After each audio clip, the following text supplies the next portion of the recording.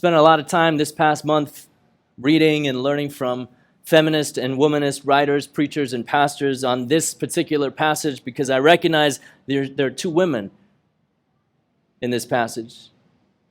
It's Jesus interacting with them, and I recognize the limitations of my understanding of my male privilege and my perspective, and it's one of the reasons I'm grateful that we have a preaching team for us to talk through Scripture with different eyes and ears and voices. Something that more than one womanist writer pointed out is the agency of this woman, the self-determination of this woman. See, she doesn't have friends to carry her to break through the roof and lower her down so that she can be seen by Jesus. She doesn't have a wealthy, well-respected father to plead on her behalf. She has every reason, at the end of her money, at the end of her health, at the end of her energy, at the end of her rope, to have no hope. And yet that powerful thought, if I can just, it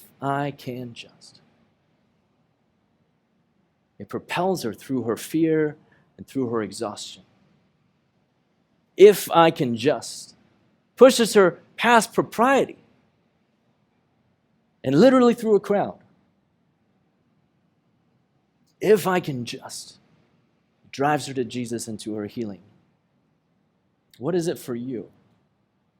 If I can just. What is the if I can just that though you may be at the end of your rope, or though you may find yourself as exhausted in as many ways as you can feel exhausted, or as disappointed as you can feel like you're disappointed, or that your past seems to give you no hope for the future, but that something inside of you, let's just say it's the Spirit of God,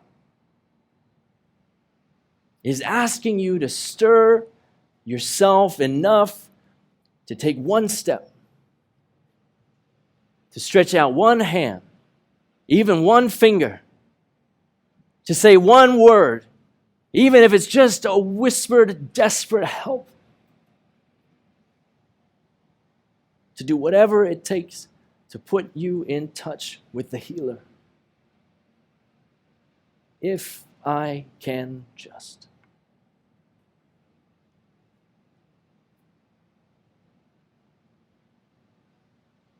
The moment the woman touches Jesus, she's healed, and I'm sure she was hoping to just sneak away.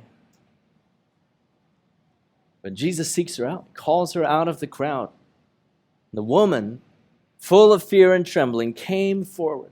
Knowing what had happened to her, she fell down in front of Jesus, as Jairus did, and told him the whole truth. He responded, "Daughter, your faith has healed you.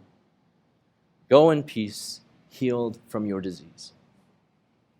You see, Jesus wanted to restore her not just physically, but relationally as well. He wanted to bring healing not just in her body, but also with her community.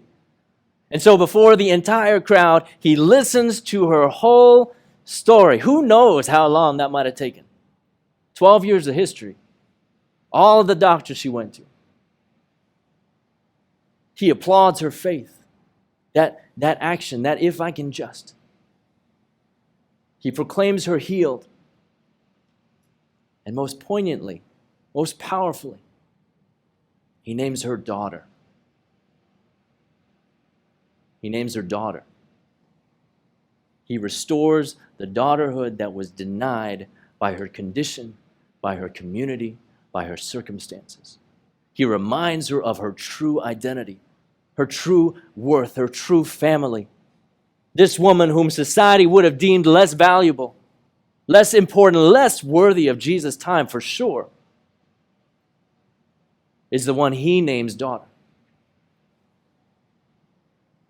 There is a healing and restoration that is available to every single person the moment we encounter Jesus. It may not always be physical. It may not always be instantaneous. It always may not be absolute and almost certainly not complete this side of Christ's return, but it is a reminder of who we really are in relation to the God of the universe.